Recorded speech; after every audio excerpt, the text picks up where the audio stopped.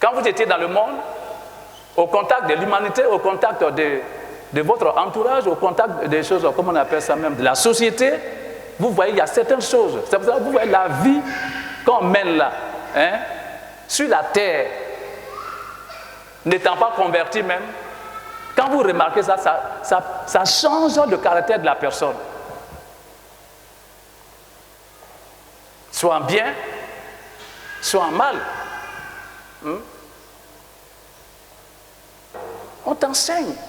On te dit que la musique païenne, hein, ne délivre pas. Ça augmente tes problèmes. Parce que dans la parole, il y a la puissance. Or, c'est cette parole-là qui est en train de se prononcer sur toi. Et cette parole, elle est comment? Elle est négative. Elle est païenne. Elle n'est pas délivrée.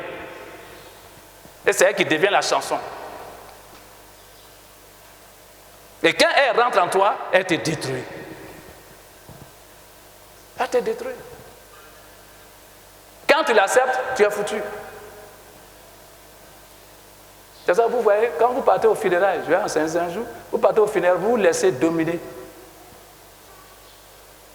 Et dans la patience, vous voyez, quand tu traverses des épreuves, il faut être stable. Il faut te dire que tu es en Jésus. Jésus ne peut jamais te laisser être détruit. Il ne peut jamais. Parce que tu l'as accepté. Il est ton autorité, il est ton chef de famille, et puis il est quoi? Il est l'homme fort de ta famille.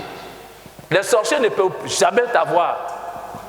Mais dans la patience, si ton caractère n'a pas changé, tu ouvres les portes du diable.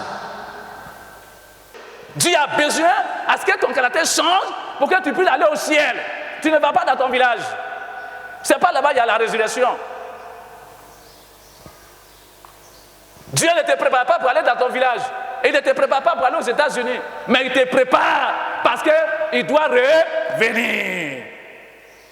Et ton caractère, avant qu'il ne revienne, doit changer. Ça doit prendre quel à lui? Le caractère de qui? Du Seigneur. Vous et moi, on doit avoir le même caractère. C'est parce qu'on n'a pas le même caractère que vraiment le Seigneur nous dit de prêcher. L'amour est patient. Il dit l'amour est patient. L'amour est patient. Lorsque tu es pressé, c'est que tu n'as pas l'amour du Seigneur. Quand tu n'aimes pas ton frère et ta soeur, c'est que tu n'aimes pas l'amour du Seigneur.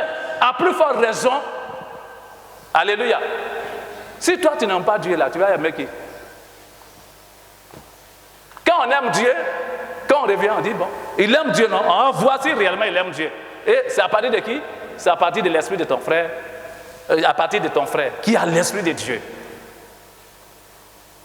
Même s'il est comment, dis-toi qu'il a accepté le Seigneur, il a l'esprit de Dieu.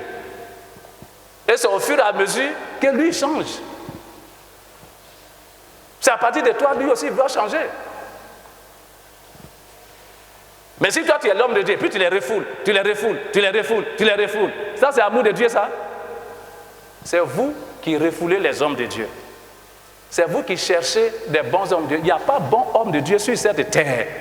La seule chose qui est bonne, c'est la parole de Dieu. Et quand l'homme de Dieu a la parole de Dieu, on dit il parle mal. Nous, on a toujours parlé mal. Sois patient. Les difficultés là, ça forme. Alléluia. Ça forme. Il faut qu'il y ait des difficultés. Il faut qu'il y ait des épreuves. L'enfant de Dieu doit vivre à partir des épreuves, des difficultés, des persécutions. Si dans ta vie, il n'y a pas de persécution, c'est que tu n'es pas un véritable enfant de Dieu. On ne demande pas à ce que nous soyons persécutés. Mais étant donné qu'on a accepté de dire Jésus-Christ, à tout prix nous serons persécutés.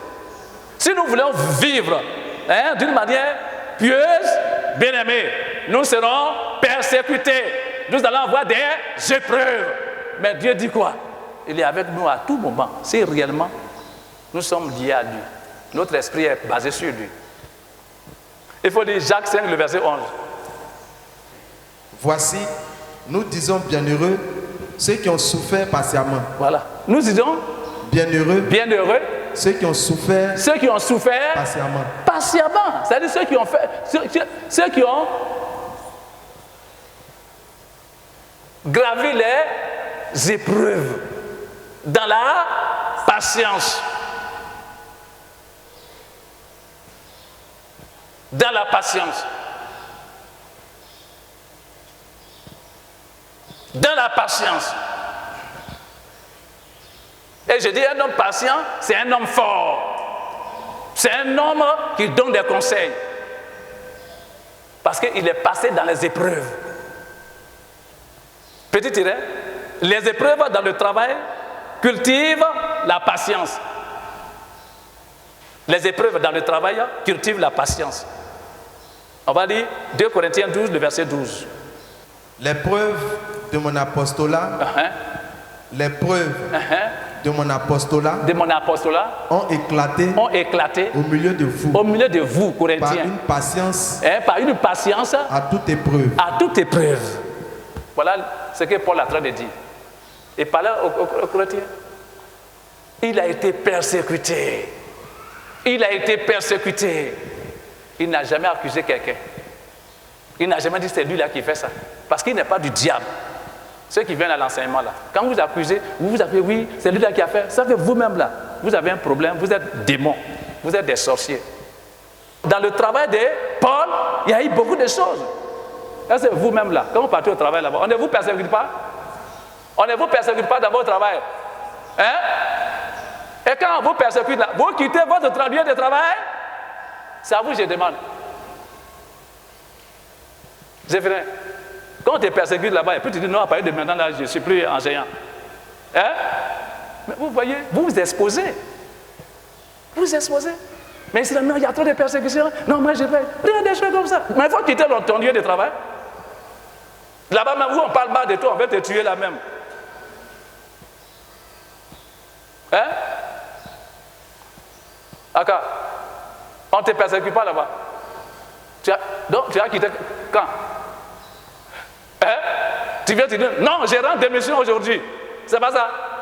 Il faut rendre démission en face, c'est que tu vas manger. Mais c'est la même chose que dans la maison de Dieu. Au contraire, dans la maison de Dieu, c'est grave. Supportons avec patience les faibles. Et c'est ça en fait.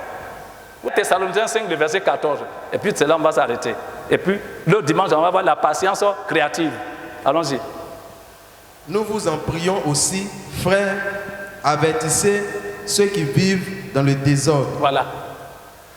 C'est Paul qui parle toujours. Ceux qui vivent dans le désordre. C'est le désordre. Ici, il y a un mode, quand on a fini de faire la fête là, il y avait le désordre ici. Dans la fête même là, avant la fête, il y avait le désordre. Et Dieu m'a montré ça. Il y avait le désordre. Faites beaucoup attention, hein. Il y avait le désordre. Ne vous mêlez pas des choses qui ne vous regardent pas. Il y avait le désordre. On ne peut pas engager des gens et puis ils vont se lever contre l'œuvre de Dieu. C'est contre Dieu, tu te lèves contre l'homme de Dieu. On ne fait pas ça. Il y avait trop de désordre. Allons-y. Consolez ceux qui sont abattus. Voilà, on dit on console. Mais on console ceux qui sont abattus. Vrai ou faux?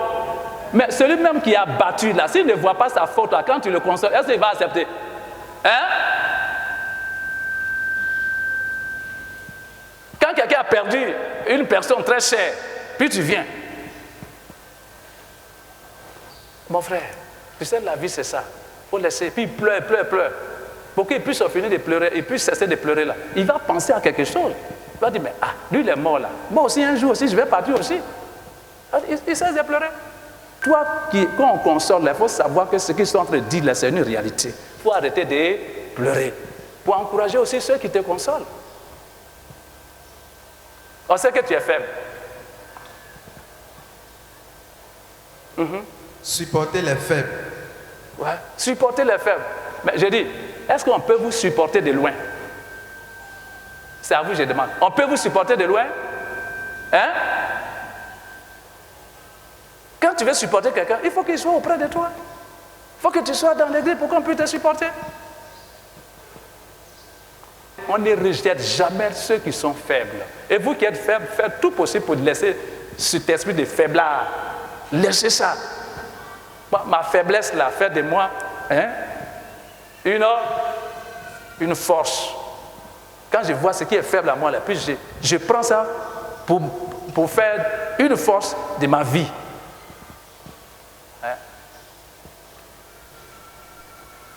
Gloire à Jésus. Gloire à Jésus.